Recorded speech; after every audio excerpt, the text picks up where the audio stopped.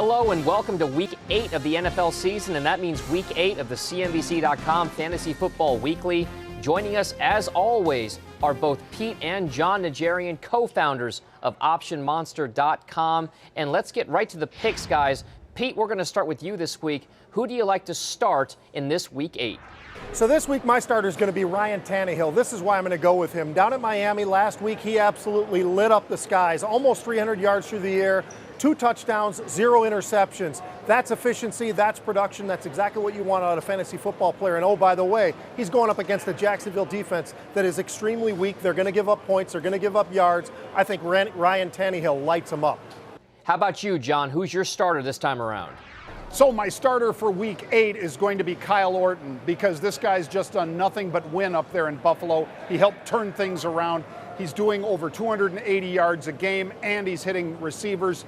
They got Sammy Watkins and so forth. I love him starting against the Jets. That's why he's my starter in Week 8. All right, so that takes care of who we're going to start. Now the question is who we're going to sit, who's riding the bench. Pete, back to you. Who's going to be riding your bench this time around? Giovani Bernard is going to be my sitter this week. The reason I'm going with him, Cincinnati Bengals running back, he's absolutely outstanding, but he's going up against the Ravens defense that also is outstanding. They're stopping people from running the ball no matter who it is. Nobody runs on this defense. They'll give up some yards in the pass, but in terms of the running game, I think Bernard's not going to be the guy who's going to be able to carry the mail this week.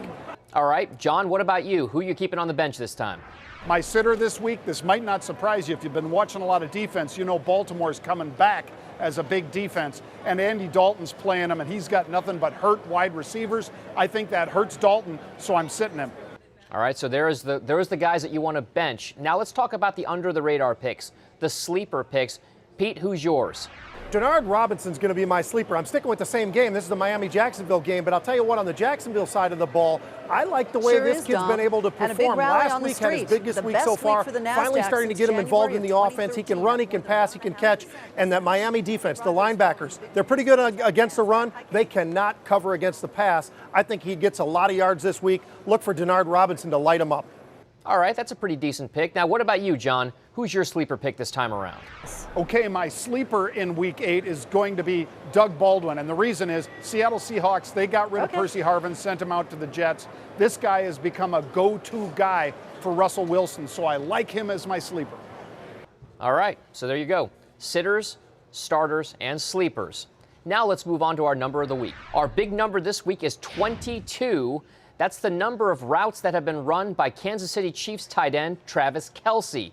Now, Travis Kelce, having run only those 22 routes, shows that perhaps the Kansas City Chiefs are not emphasizing the tight end role just as much with their playing calls and their offense. So maybe Andy Reid, head coach of the Chiefs, not going to be using that tight end anytime soon. So when it comes to Kelce, you may want to wait for more targets before you start putting him into your starting lineup.